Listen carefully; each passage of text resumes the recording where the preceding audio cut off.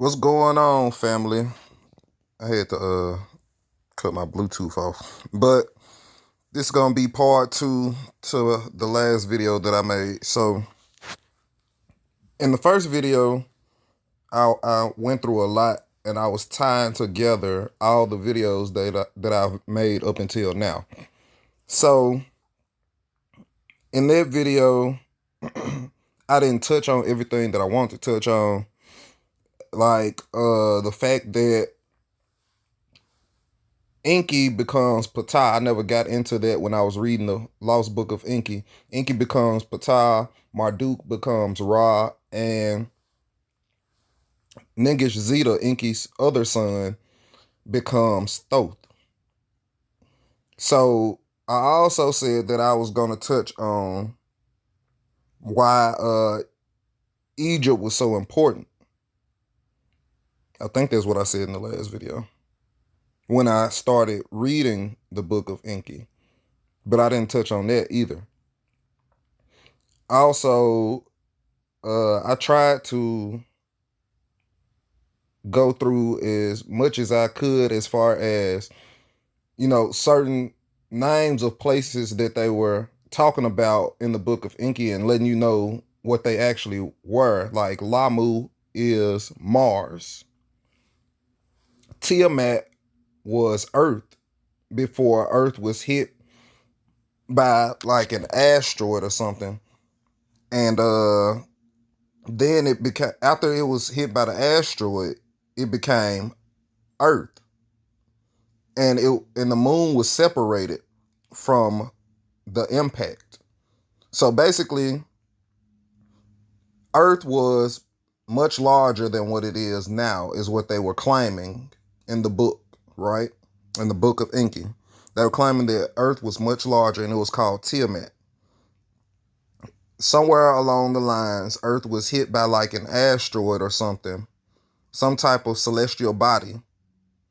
And from that impact, a chunk of the Earth became the moon, or a chunk of the asteroid that hit the Earth became the moon. So in the Book of Enki, though, they describe it as Nibiru actually being alive. And like I said, a lot of the Anunnaki are associated with planets. So they claim in the Book of Enki that Nibiru is alive, right? And this is before any of the events of the Book of Enki take place. This is in the actual beginning of the book. Nibiru is alive. Tiamat is like the great mother, like we call Earth, Gaia, the great mother. Tiamat was the great mother, but it portrays Tiamat as like an evil type of entity, an evil sorceress type of entity, right? That tries to kill her children. So the Anunnaki at that time band together and choose a king over them to fight on their behalf and kill Tiamat. And the king that they chose was Nibiru. So they sent Nibiru on an interception course with Earth. Kingu was maybe another planet. Kingu meets Nibiru on his interception course with Tiamat, and Kingu is defeated. Once Kingu is defeated, Tiamat and Nibiru, they fight multiple times, but the last time that they fight, Nibiru actually defeats Tiamat and kills her. He destroys her body, and then he sets Kingu beside her as her protector, and Kingu becomes the moon, and Tiamat becomes Earth.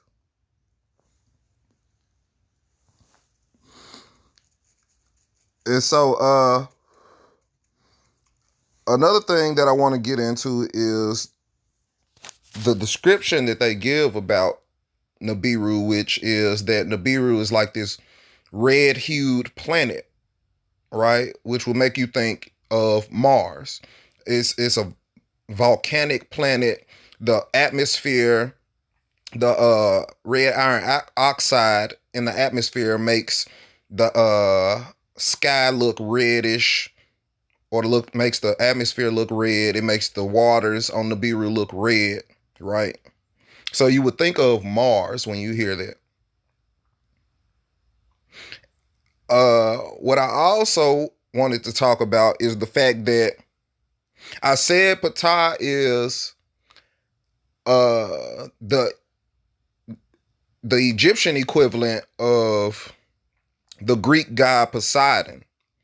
But if you look on Google, they'll tell you that Ptah's Greek equivalent is the Greek god Hephaestus and the Roman god Vulcan. So something that I wanted to get into is that let me get my thoughts together, y'all. I'm sorry. So something else that I wanted to get into was the fact that there was a scientist at one point that he was an astronomer that believed that there was a planet that was situated between the sun and Mercury, right? So that would make that planet the closest planet to the sun. That would make Mercury the second planet to the sun, the second closest planet to the sun.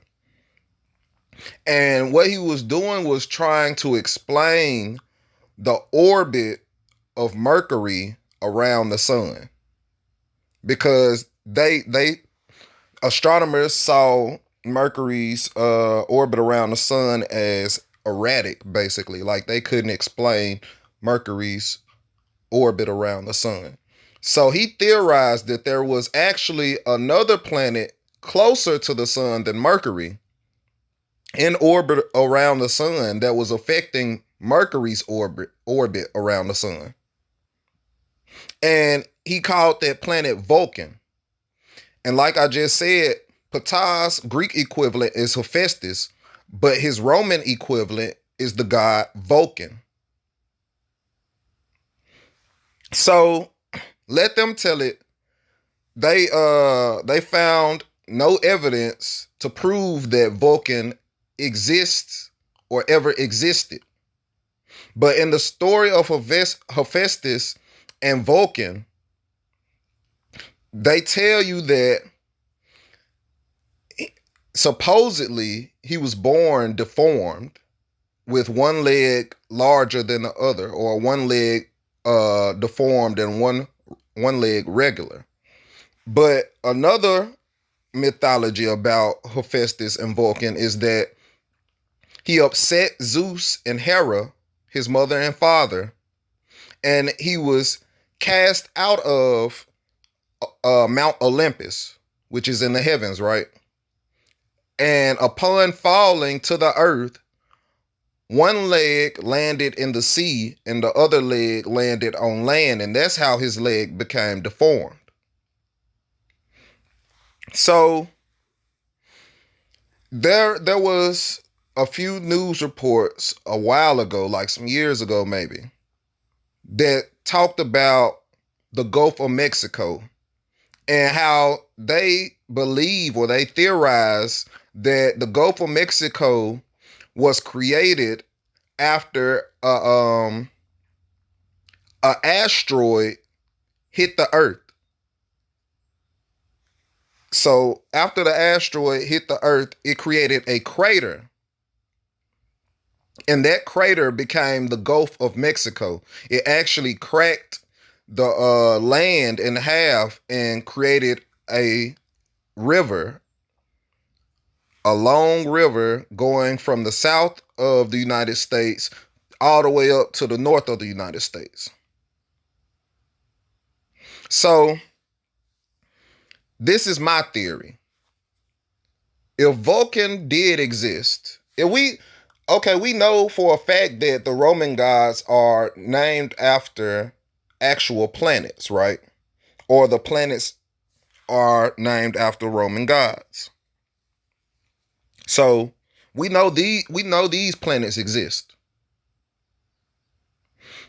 Vulcan is a Roman god. So it's not hard to kind of theorize that Vulcan might have been a planet at one point, right? Because when they talk about these Roman gods and mythologies, they're actually giving you a story of the planets, how the planets came into being and stuff like that, right? You have to read deeper into the mythologies. They're giving you an account of how these planets were created or came into being. They give you an account of their orbits around the sun and around the earth, right? So, like I said, the story of Hephaestus or the story of Vulcan is that he was cast out from Mount Olympus and he was cast down into the earth. And upon falling on the earth, one leg fell into the sea, or one leg hit the sea and the other leg hit land. So, with them coming up with a story saying that the Gulf of Mexico was created by an asteroid that hit the earth that created a crater that created the Gulf of Mexico, you could somewhat theorize maybe that asteroid was actually the planet Vulcan at one point. So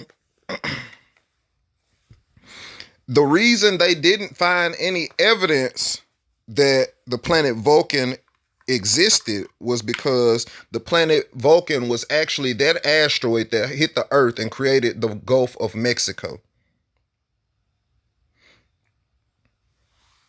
Now, back to what I was saying about Ptah being associated with. Okay, back to what I was saying about Ptah being associated with the Greek god Poseidon or the Roman god Neptune. The reason I say that is because in the book of Anunnaki, the Anunnaki Enki, who is called Lord of the Earth, that was his command given. He was given command over the earth. He is associated with Neptune. And like I said, Enki later on becomes Ptah. So that would have to mean that Ptah is associated with Neptune or Poseidon. But when you Google Ptah, his Greek equivalent is Hephaestus and his Roman equivalent is Vulcan. Why do they do that? It's very strange indeed. And if you look at the mythology of Ptah, in some accounts, they also say that, like Hephaestus and Vulcan, one of his legs was deformed. So he walked around with a limp, just like Hephaestus and Vulcan. Or one leg was deformed, or one leg was shorter than the other. Either way, he walked with a limp, just like Hephaestus and Vulcan. But Enki becomes Ptah, and Enki is associated with the planet Neptune.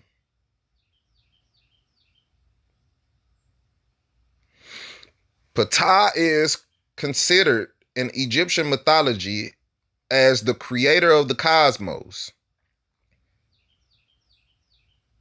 the creator of creation.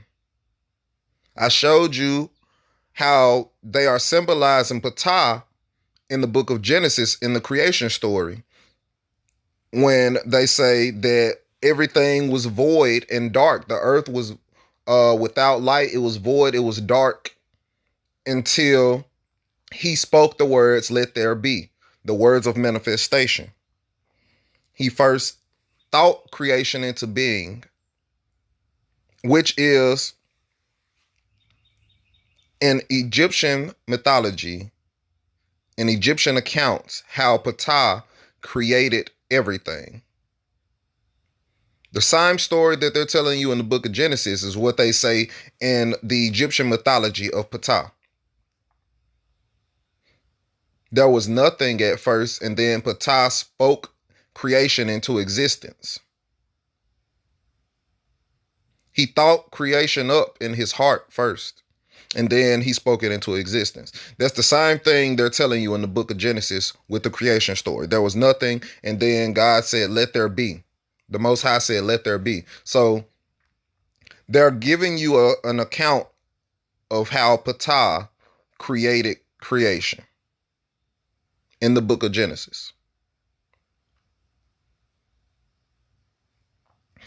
So I'm still trying to get an understanding of why they associate Ptah with Hephaestus and Vulcan if he's also associated with the Greek god Poseidon or the Roman god Neptune.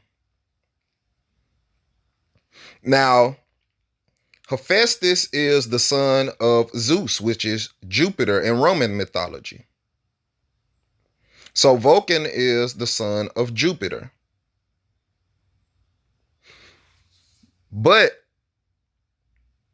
for Ptah to be associated with Enki or Poseidon or Neptune, that would have to make Hephaestus his son, right? That would have to make Vulcan his son, Poseidon's son, Neptune's son, Ptah's son.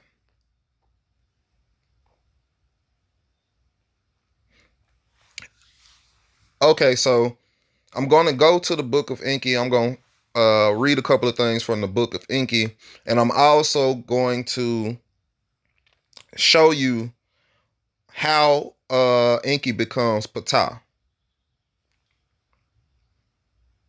So in the last video, I read how I didn't actually read the creation story of how they created man. I just went over and read a couple of pages on how they first went into council and decided to create human being, Homo sapiens, basically. Primitive workers. And primitive was the word that I was looking for yesterday. So that's the beings that were on the earth first. The primitive beings, the Homo sapiens.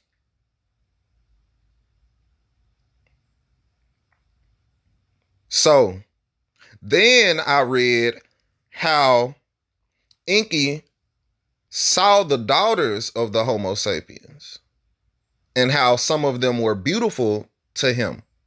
And he impregnated two of them. And he had two sons. No, okay. He impregnated two of them and he had a son and a daughter. And then that son and daughter had children. They had two sons. What does that remind you of? Enki takes two of these primitive women, primitive beings. He takes them and he has children by them. One son and one daughter. So focus on the son and the daughter, right? From the son and the daughter comes two sons. What does that remind you of? Go to the book of Genesis. It reminds you of Adam and Eve and how Eve gave birth to Cain and Abel. Like I said, there are two different bloodlines on the earth. One from the Most High and one from Shaitan or Satan. Now, I'm not claiming that Enki is the Most High, but it's weird how throughout the whole Bible, they never give you an actual name of the Most High. They call the Most High God. Sometimes they say Yahweh. But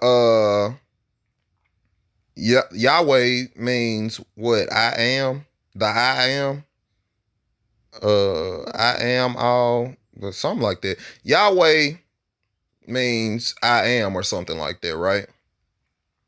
So even Yahweh isn't the actual name of the creator. They never give you a name of who our creator is. And then when the story of Jesus comes to play in the New Testament, they try to give you the name Jesus to substitute for the name of the creator, or to substitute for not giving us a name for the creator.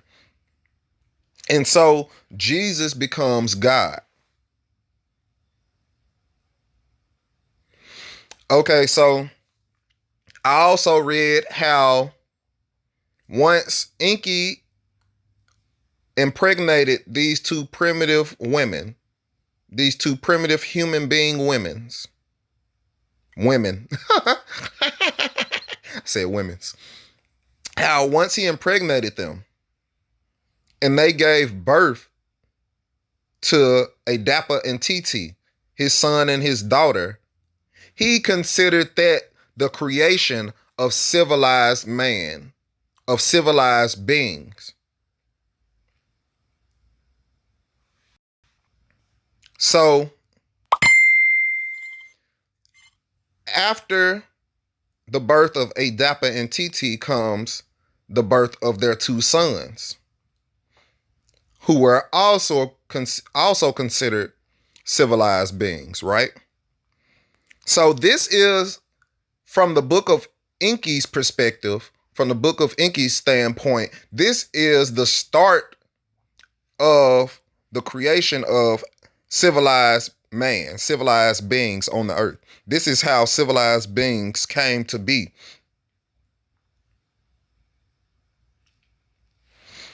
Okay, so let Adapa, the earthling to Nibiru, be brought. So did Anu his decision declare. By the decision, Enlil was not pleased. Whoever of this would have thought, my bad, y'all. Whoever of this would have thought that by a primitive worker fashioning, like us the being would become, with knowledge endowed, between heaven and earth will travel. Before I continue, another thing that I want to touch on is how the Anunnaki never had relations with the primitive beings. They created the primitive beings from animals that were already on the earth, from beings that were already on the earth, possibly cavemen, right? But they also added in other DNA to those primitive beings. They added some of their own DNA as well as DNA of other animals that were on the earth into those primitive beings. They never had relations with the primitive beings before Enki did what he did. So they don't have the same DNA as the civilized beings per se. They have that DNA to a certain extent, considering the fact that the Anunnaki genetically modified them with some of their DNA to make them just intelligent enough to work. just intelligent enough to comprehend how to do work and how to worship them or whatever, right? But they never had relationship with these primitive beings before Enki. So once Enki does what he does, the civilized beings now have that same DNA as the Anunnaki running through their veins. Like I said, there's two different bloodlines. And a lot of people always want to say, it's not about race, it's not about color, it's about DNA, it's all about DNA. Okay, well, here you go. I know it's about DNA. I've read the Book of Enki before. I've been knew it was about DNA. So here you go. This is the DNA.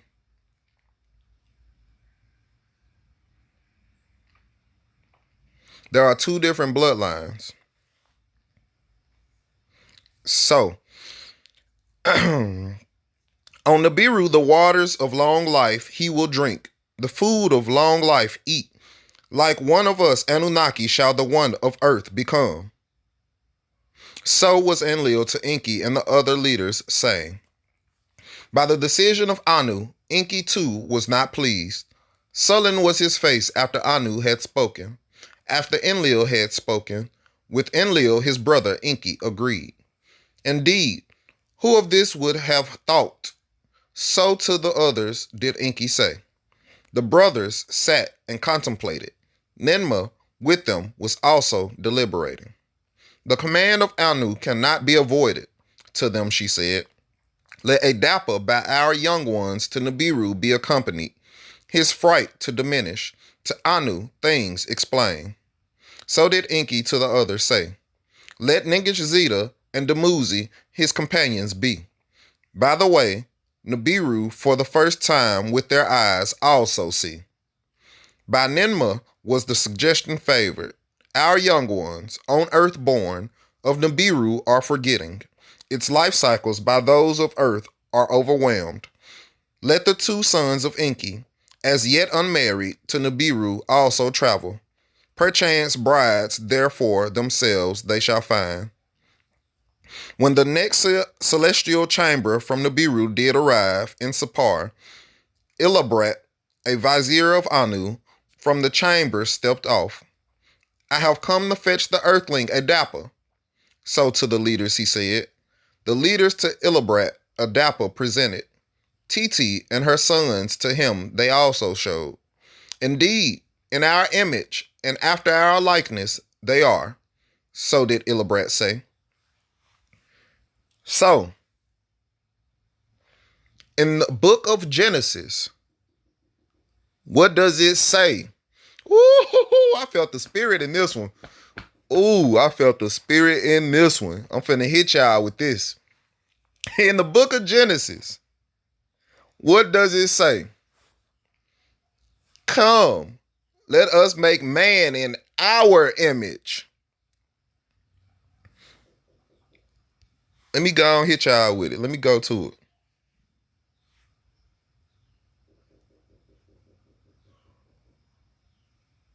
Man, somebody please open the door. I'm tired of hearing these folks knocking. I'm not talking about at my house either. I stay by myself, so.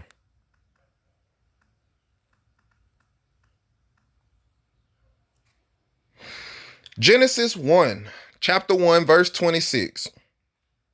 And God said, hold on, let me create this for y'all. Let me highlight this for y'all. And God said, let us make man in our image, after our likeness, and let them have dominion over the fish of the sea, and over the fowl of the air, and over the cattle, and over all the earth, and over every creeping thing that creepeth upon the earth. And then look how they switch it up, y'all. So God created man in his own image. In the image of God created he him. Male and female created he them. And God blessed them. And God said unto them, be fruitful and multiply and replenish the earth and subdue it and have dominion over the fish of the sea and over the fowl of the air and over every living thing that moveth upon the earth. So, what did Enki say? He created civilized beings in his image. I just read that in the book of Enki. He said to his vizier that he created civilized man in his image.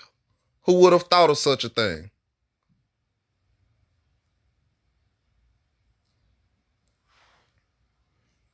And I just showed you how dude the vizier to Anu just said, indeed, in our likeness and in our image, they are, right? Illibret, that's his name.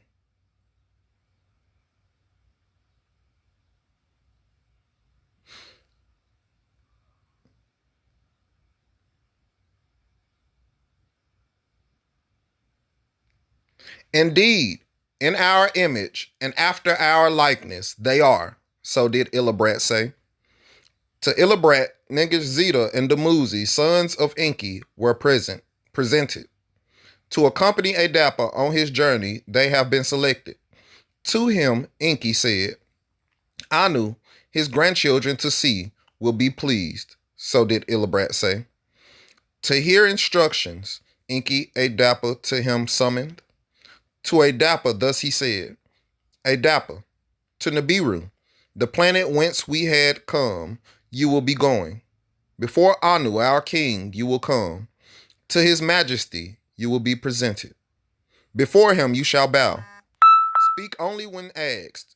To questions short answers give. New clothing you will be given. The new garments put on. A bread on earth not found they to you will give. The bread is death. Do not eat it. And a chalice and elixir to drink they to you will give. The elixir is death. Do not drink. With you Ningishzida and Dumuzi, my sons, will journey. To their words hearken, and you shall live. So did Enki Adapa instruct. This I shall remember, Adapa said. Enki, Ningishzida, and Dumuzi summoned. To them a blessing and advice he gave. Before Anu the king, my father, you are coming. To him you shall bow and homage pay. By princes and nobles, do not be coward. Of them you are the equals. To bring Adapa back to earth is your mission. By Nibiru's delights, be not charmed. This we shall remember, Ningishzida and Dumuzi said. His young one, Dumuzi, Enki embraced. On the forehead he kissed him. The wise one, Ningishzida, Enki embraced. On the forehead he kissed him. A sealed tablet in the hand of Ningishzida, unseen, he placed. To my father Anu this tablet in secret you shall give. So did Enki to Ningishzida say. Then the two with Adapa to Sapar departed. To the place of the celestial chariots they went. To Illibrat, Anu's vizier, the three of them themselves presented. To Ningishzida and Dumuzi, the garb of Igigi was given. Like celestial eagles they were dressed. As for Adapa, his unkept hair was shaven. A helmet as that of an eagle he was given. Instead of his loincloth, a tight-fitting vestment he was made to wear. Between Ningishzida and Dumuzi, inside that which ascends, he was placed. When the signal was given, the celestial chariot roared and shuddered. In fright did Adapa cower and cry out, The eagle without wings is soaring. Upon his sides Ningishzida and Dumuzi their arms placed. With soothing words they him calmed. When 1 league aloft they were borne, upon the earth they glanced out. Its lands they saw, by seas and oceans into parts separated. When 2 leagues aloft they were, the ocean to a tub grew smaller. The land was the size of a basket. When 3 leagues aloft they were, again they cast a glance whence they had departed. The earth was now a small ball, by a sea of darkness in the vastness swallowed. Once again Adapa agitated was. He cowered and cried out, Take me back, he shouted. Ningishzida his hand on the neck of Adapa put. In an instant was Adapa quiet. When they on Nibiru landed, There was much curiosity. The children of Enki on earth born to see, even more so an earthling to encounter. A being from another world on the Biru has arrived, so were the crowd shouting. With Illibrat to the palace they were taken to be washed and with perfumed oils anointed. Fresh and befitting garments they were given. Heeding Enki's words, Adapa the new clothing did put on. In the palace nobles and heroes milled about. In the throne room princes and counselors gathered. To the throne room by Illibrat they were led, Adapa behind him, then the two sons of Enki. In the throne room before Anu, the king, they bowed. From his throne, Anu stepped forward. My grandsons, he cried out. He hugged Dumuzi. He hugged Ningishzida. With tears in his eyes, he embraced them. He kissed them. To his right, Dumuzi he bade to be seated. On his left, Ningishzida sat. Then Illibrat to Anu, the earthling Adapa, presented. Does he our speech understand? Anu, the king of Illibrat, inquired. Indeed he does. By the Lord Enki was he taught, Illibrat so answered. Come hither, Anu to Adapa said. What is your name and your occupation? Forward Adapa stepped. Again he bowed. Adapa is my name, of the Lord Enki a servant. So did Adapa in words speak. His speaking great amazement was causing. A wonder of wonders on earth has been attained, Anu declared. A wonder of wonders on earth has been attained. All the assembled shouted. Let there a celebration be. Let us our guests thus welcome, Anu was saying. To the banquet room, Anu all who were assembled led. To the laden tables, he happily gestured. At the laden tables, bread of Nibiru, Adapa was offered. He did not eat. At the laden tables, elixir of Nibiru, Adapa was offered. He did not drink it. By this, Anu, the king, was puzzled, was offended. Why has Enki to Nibiru this ill-mannered earthling sent? To him the celestial ways reveal? Come now, Adapa, to Adapa, Anu said. Why did you neither eat nor drink? Our hospitality rejected? My master, the Lord Enki, commanded me. The bread do not eat, the elixir do not drink.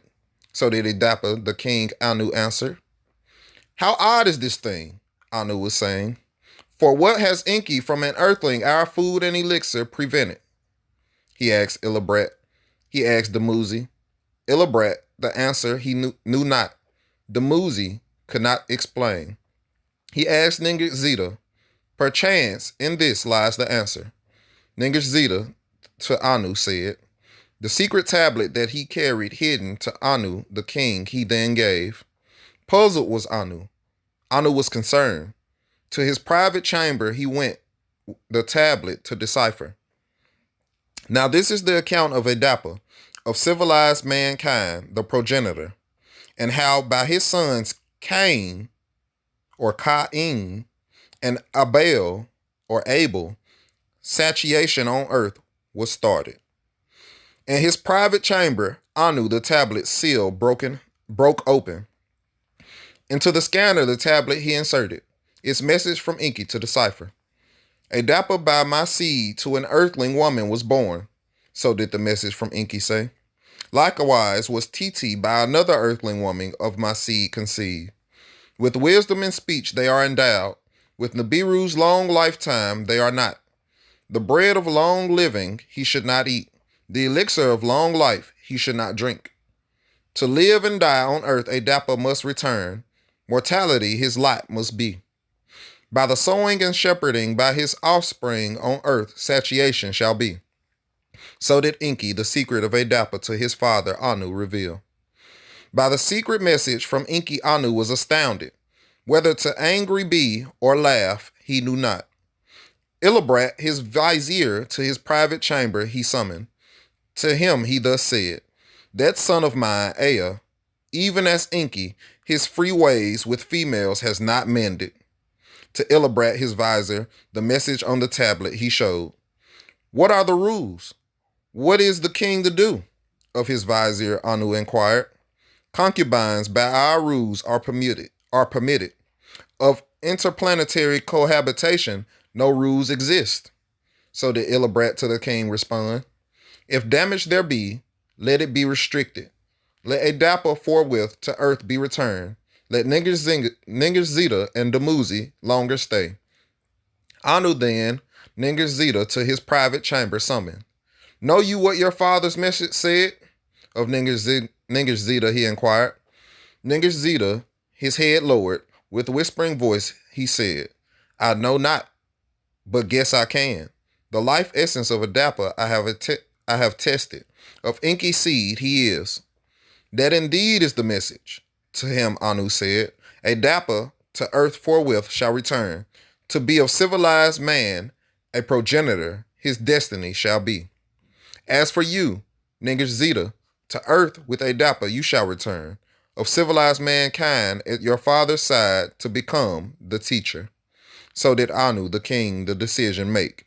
The destiny of Adapa and Ningerzita he determined. To the assembled savants and nobles, princes and counselors, Anu and the other two returned. To the assembled words of decision, Anu announced. The welcome to the earthling must not be overextended. On our planet he cannot eat or drink. Of his astounding abilities we have all seen. Let him to earth return. Let his offspring there on earth fields till and in meadows shepherd. To ensure his safety and avoid his agitation, Ningerzita with him back will travel. With him the seeds of Nibiru of grains which With him the seeds of Nibiru of grains which multiply to earth will be sent. The Muzi, the youngest, for a shower with us shall stay. Then to earth with ewes and the essence of sheep he shall return. This was the decision of Anu. To the king's words, all in agreement, their heads bowed. At the appointed time, Ningerzita and Adapa to the place of the celestial chariots were taken. Anu and Dumuzi, Illibrat and counselors, nobles and heroes, to them farewell bade. There was roaring and shuddering, and the chariot was lofted. The planet Nibiru grow smaller, they saw. Then from horizon to zenith, the heavens they saw. On their journey, Ningerzita to Adapa, the planet gods explained. Of sun and earth and the moon to him lessons he gave. Of how the months chase one another and how earth's year is counted, him he taught. When to earth they returned, to his father Enki, Ningerzita, all that had happened related. Enki laughed and struck his loins. It all went as I expected, with glee he said, except the detention of Dumuzi. That is to me a puzzle, so did Enki say. By the prompt return of Ningerzita and Adapa, Enlil was greatly puzzled. What is the matter? What on Nibiru transpired? Of Enki and Ningerzita he inquired. Let Ninma too be summoned. Let her too of what transpired here, Enki to him said. After Ninma arrived, to Enlil and to her Ningerzita all did tell. Enki, his cohabitation with the earthling females also related. No rules have I broken. Our satiation I have ensured, so Enki to them said. No rules did you break. The fates of Anunnakian earthlings by a rash deed you determined, so did Enlil in anger say. Now the lot is cast, destiny by fate is overtaken. With fury was Enlil seized. With anger he turned and left them standing. To Eridu Marduk came. By his mother Damkina was he summoned. The odd ongoings to verify of his father and brother he demanded. To keep the secret from Marduk hidden, father and brother decided. Anu, by the civilized man, was enthralled. To at once all on earth satiate he commanded. So they to Marduk only part of the truth revealed. By Adapa and Titi, Marduk was impressed. To the boys he took a liking. While Ningerzita Adapa is instructing, let me the boy's teacher be. So did Marduk to his father Enki and to Enlil say, let Marduk teach one, let Ninurta teach the other. To them Enlil responded. In Eridu, Ningerzita with Adapa and Titi stayed. Numbers and writing Adapa he taught. The twin who was first in birth, Ninurta to the twin who was first in birth, Ninurta to Bad Tibera, his city, took. Cain, or Cain, he who in the field food grows, he called him. To dig canals for watering, he taught him. Sowing and reaping, he was teaching. A plow from the wood of trees, Ninurta for Cain made, with it a tiller of the land to be.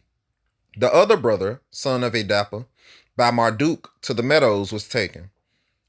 Abel, he of the watered meadows, his name was thereafter called. How to build stalls Marduk him taught, for shepherding to start. The return of Dumuzi they awaited. When the shard was completed, Dumuzi to earth returned, the essence seed of sheep. Ewes for the growing with him he brought.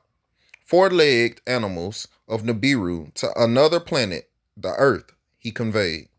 His return with essence seed and ewes was cause for much celebration.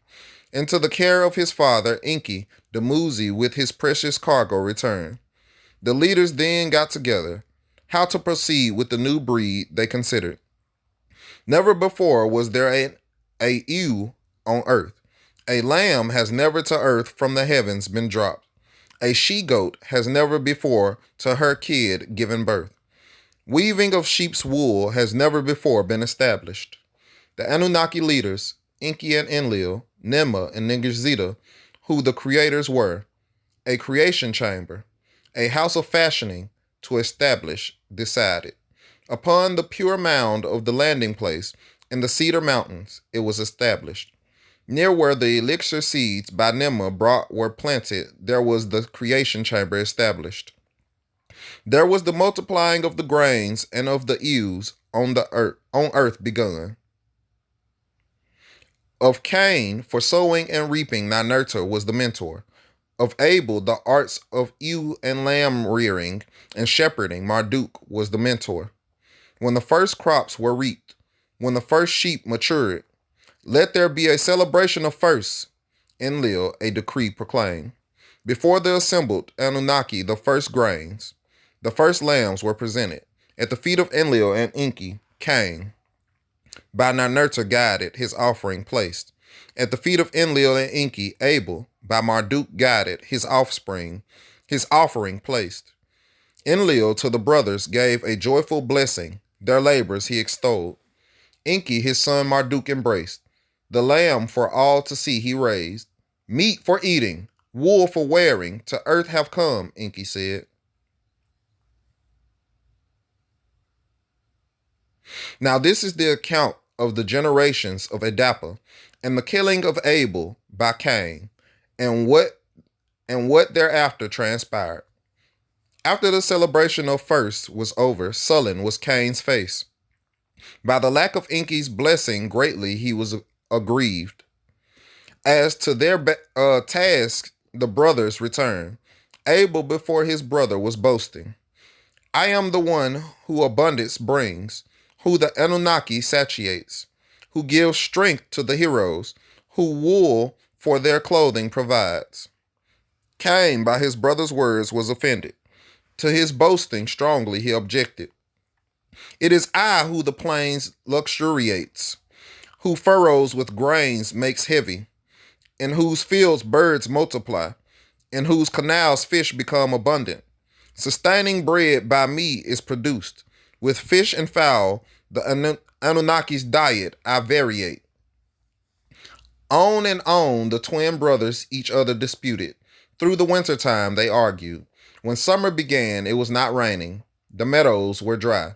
The pastures dwindled. Into the fields of his brother Abel his flocks drove, from the furrows in the canals to drink water. By this Cain was angered. To move the flocks away his brother he commanded. Farmer and shepherd, brother and brother, words of accusation uttered. They spat on each other. With their fists they fought. Greatly enraged, Cain a stone picked up. With it he Abel in the head struck. Again and again he hit him until Abel fell, his blood from him gushing.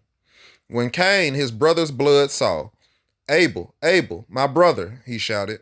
Motionless on the ground did Abel remain. From him his soul he had departed. By the brother whom he had killed, Cain remained. For a long time he sat crying. Titi it was who of the killing was the first to know by a premonition. In a dream vision, as she was sleeping, Abel's blood she saw, in the hand of Cain it was. A dapper from his sleep she awakened. Her dream vision to him she told. A heavy sorrow fills my heart. Did something terrifying happen?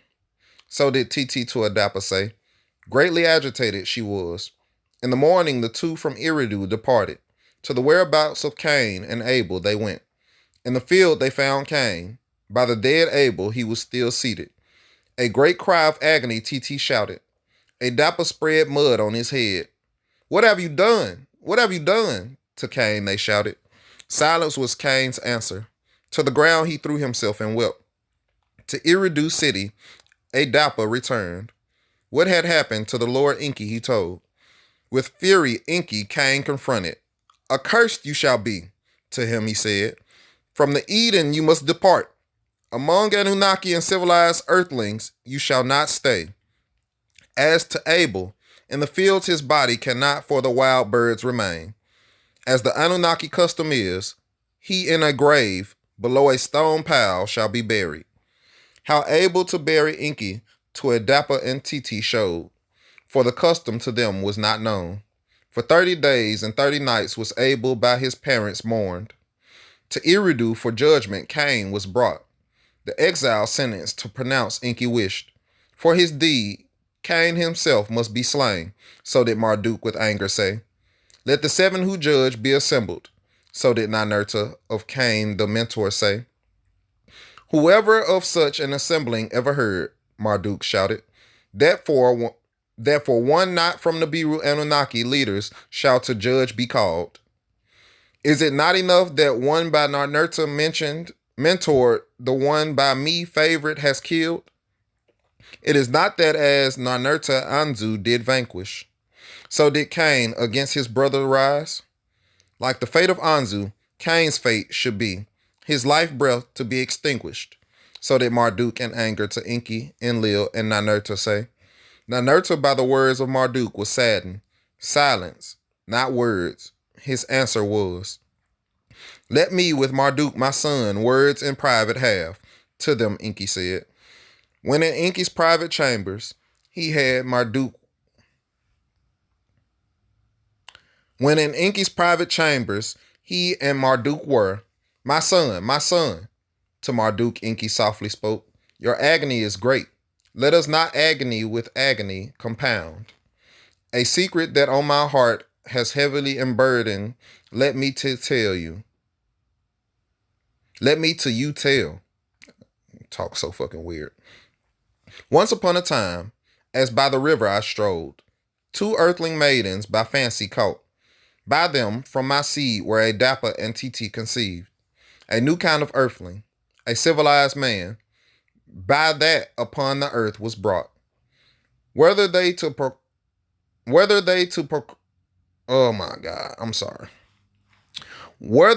procreate were able, our king Anu in doubt was.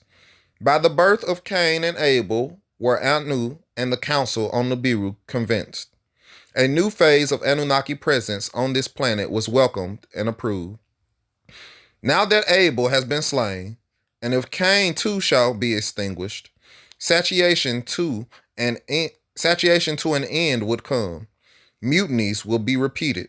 All that was achieved shall crumble. No wonder that to Abel a liking you took. The son of your half-brother, he was. Now, on the other one have pity. Let the line of Adapa survive. So that Enki with sadness secret to Marduk his son revealed. By the revelation Marduk was at first astounded. Then by laughter he was overcome. Of your love-making prowess much to me was rumored. Now of that convinced I am.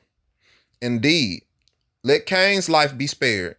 To the ends of the earth let him be banished. So did Marduk from anger to laughter changing to his father say. An Eridu judgment upon Cain by Enki was pronounced. Eastward, to a land of wandering for his evil deed, Cain must depart, that his life must be spared. He and his generations shall be distinguished. By Ningir was the life essence of Cain altered, that his face and beard should not grow. Cain's life essence, Ningir changed. With his sister Awan as a spouse, Cain from the Eden departed. To the land of wandering he set his course. Now the Anunnaki sat and among themselves wondered. Without Abel, without Cain, who shall for the grains grow and bread make? Who shall be the shepherd, the ewes multiply, wool for clothing provide? Let by Adapa and TT more proliferation be. So did the Anunnaki say. With the blessing of Enki, Adapa, his spouse TT knew again and again. One daughter, another daughter, each time again and again were born. In the 95th Shar, a son, Adapa and TT finally had.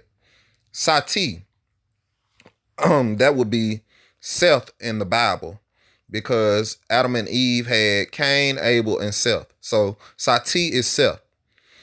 Sati, he who life binds again. TT him name.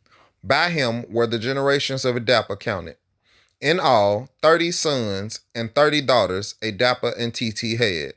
Of them, tillers of the land and shepherds for the Anunnaki toiled. By them did satiation to Anunnaki and civilized earthlings come back. In the 97th Shar, to Sati a son, by his spouse Azura was born. By the name Enshi, in the annals he was recorded. Master of humanity meant his name. By Adapa, his father, writing in numbers, he was made to understand. And who the Anunnaki were, and all about Nibiru by Adapa, Enshi, was told. To Nibru-Ki, by the sons of Enlil, he was taken. Secrets of the Anunnaki, him they taught. How the perfumed oils for anointing Nanar. Enlil's on earth the eldest, him showed. How the elixir from the Enbu fruits to prepare Ishkur, Enlil's youngest, him instructed. It was since then that by civilized man the Anunnaki lords were called, and of the rites of worship of the Anunnaki that the beginning was. Thereafter, to Enshi, by his sister Noam, a son was born, Kunin, he of the kilns. His name had the meaning. For by Niberta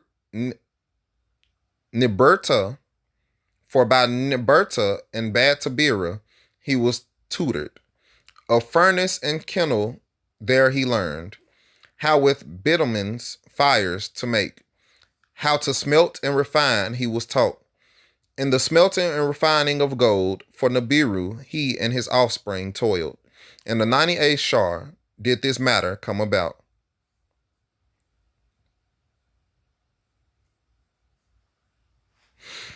All right, so I'm gonna stop right there, and I'm gonna get into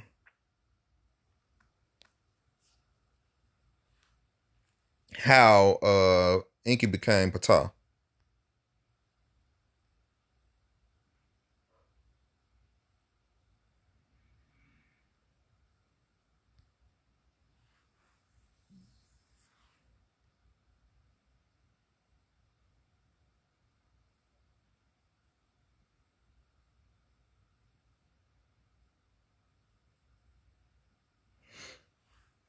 Now, this is the account of how the second and third regions were established, and how Ningir was exiled, and Anuki, Arata threatened. When Marduk, after a long absence, to the land of the two Neros returned, Ningir as its master, he there found. Its lofty lord Ningir was. With the aid of offspring of Anunnaki, who earthlings espoused, did Ningir the lands oversee. What Marduk had once planned and instructed by Ningir was overturned. What is it that happened? Marduk of Ningir to know demanded. Of the destruction of hidden things Marduk Ningir accused. Of making Horon to a desert place depart. a place that has no water, a boundless place where sexual pleasures are not enjoyed. The two brothers an uproar made. Upon quarreling bitterly, they embarked. Pay heed, I am here in my proper place, Marduk the Ningirzida said. You have been my place taker. From now on, only a deputy of mine you can be. But if to rebellion you are inclined, to another land go away you must. For 350 earth years did the brothers in the land of the two Narrows quarrel. For 350 years was the land in chaos. Between the brothers it was split. Then Enki, their father, to Ningirzida said, for the sake of peace, to other lands depart. To go to a land beyond the oceans Ningirzida chose. With a band of followers thereto he went. 650 earth years was at that time the count. But in the new domain where Ningirzida, the winged serpent, was called, a new count of its own began. In the land of the two Narrows, the second region under Marduk's lordship was established. In the annals of the first region, Magan, land of the cascading river, it was called. But by the second region's people, when languages were confounded, Himta, the dark brown land, it was henceforth called. Neteru, guardian watchers, the Anunnaki were therein the new language called. Marduk, as Ra, the bright one, was worshipped. Enki, as Ptah, the developer, was venerated. Ningirzida, as Tahuti, the divine measurer, was recalled. To erase his memory, Ra, on the stone lion, his image with that of his son Asar replaced. All right, so by this time, they are telling you that the Anunnaki are settled in Egypt. And what page is this? So this is near the end of the book. This is page 222 out of 264 pages. So in page 222, they give you the account of how Marduk became Ra, Enki became Ptah, and Ningirzida became Tahuti or Thoth.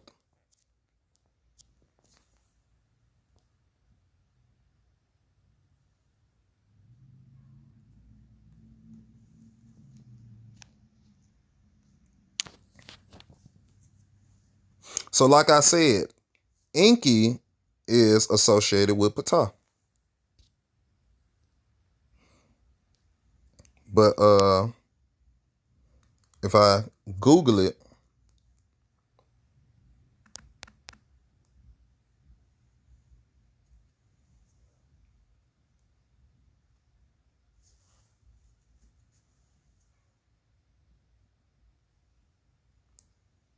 let me go to the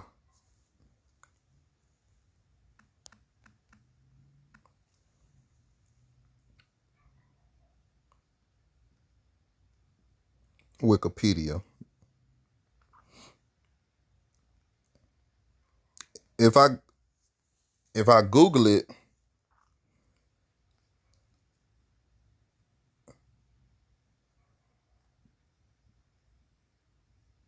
I can't find it.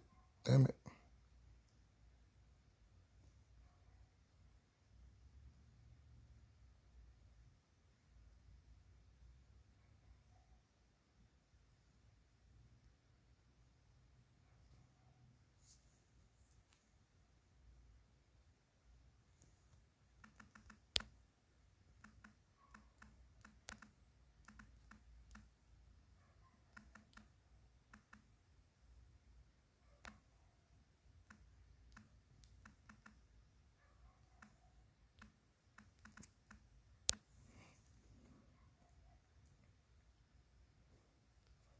Well, that threw me off. Enki found uses for all of the creations of the goddess of the earth, Ki, despite their various infirmities. He is the god of practicalities and of balance and fair play. With An, Enki is said to have created all the senior gods.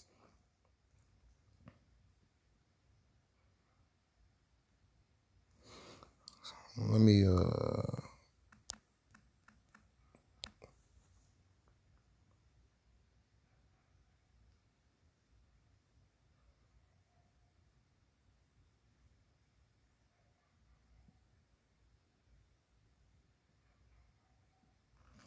it's not showing their equivalents on here.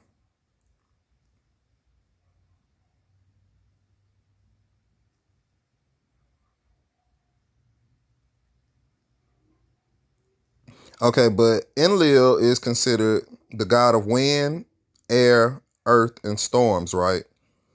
So that is the same as Zeus,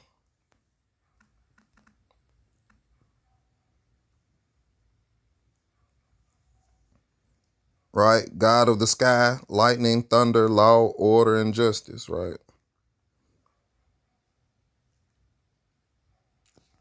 Which is the same as Jupiter, god of the sky and lightning. So I don't know why they said that Enki was associated with Mercury, but Enki is the god of creation, intelligence, crafts, water, seawater, lake water, fertility, magic, and mischief, right? Okay, so magic and mischief is why they associate him with Mercury. But go to Poseidon.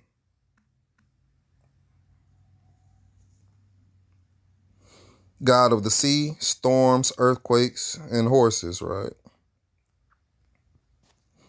And Neptune, god of the seas. Told you, like they not gonna say anything outside of he the god of the seas.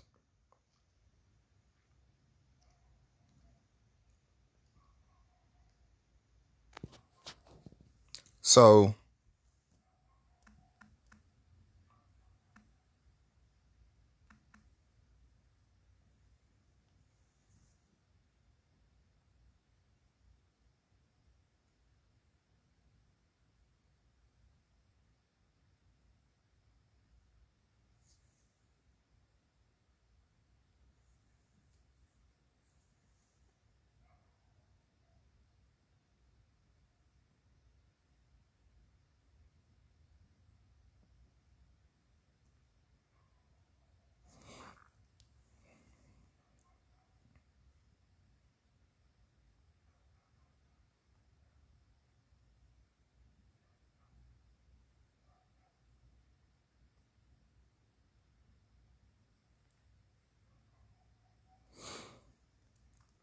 it's kind of hard to find when you try to Google it. Like it's hard to find the similarities or whatever. But like I said, Marduk is Ra, Enki is Ptah, and Nigazita is Tahuti or Thoth, right? Thoth is okay. I'll do it like that. Damn it.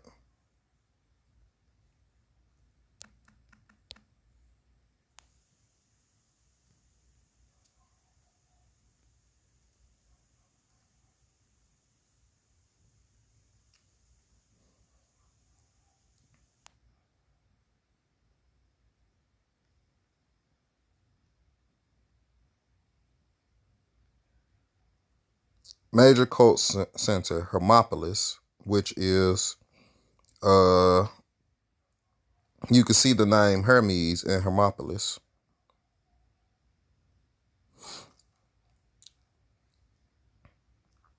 Thoth is the god of wisdom, writing, hieroglyphs, science, magic, art, judgment, and the dead.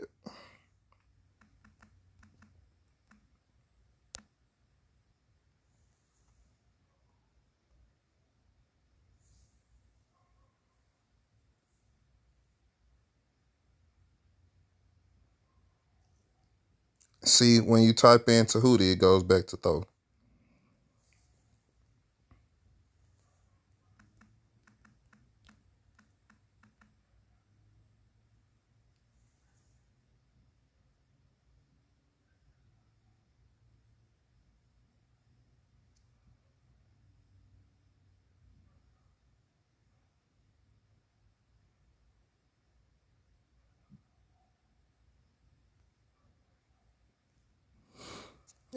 Like I said, it's kind of hard to find the equivalence between them. But if you read the the Lost Book of Enki, and you know your mythology, you would know that Ningish Zeta or Thoth or Tahuti is Mercury. You would know that Enki or Ptah or Poseidon is Neptune. Enlil is Jupiter.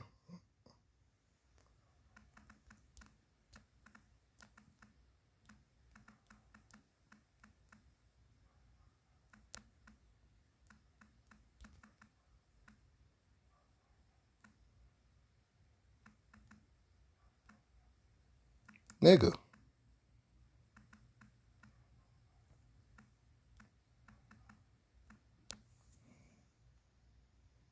Enlil is Jupiter, right? Enlil was the offspring of An and Ki, and it is he that separated heaven, An, from earth, Ki, with a pickaxe. Enlil symbolizes energy and force. So Enlil is Zeus or Jupiter, like I said. Enki is his brother, Neptune or Poseidon. In Greek mythology, Egyptian mythology, he's Ptah. And then Marduk is the Egyptian god Ra.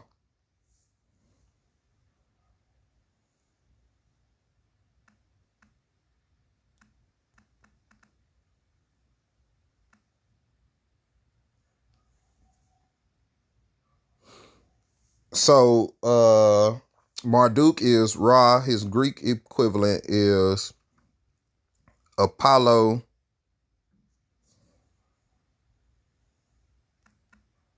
And then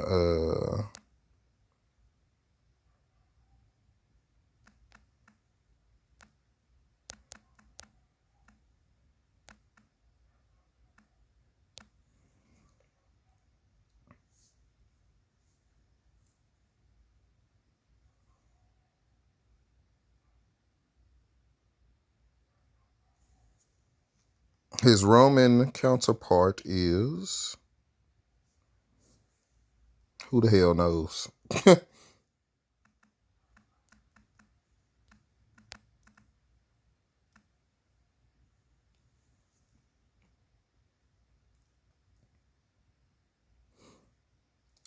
He's both Apollo in Greek and Roman mythology. So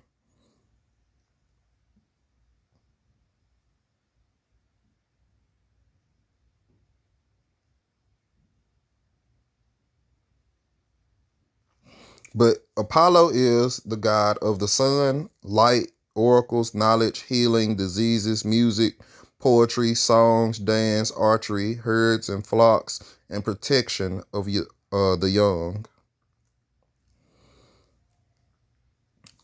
So, anyways, I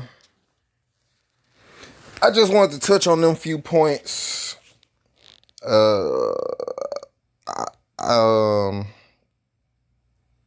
My bad, I'm getting tired. But yeah, I just want to touch on those few points because I didn't talk about them in the last video. And I feel like they help bring it together.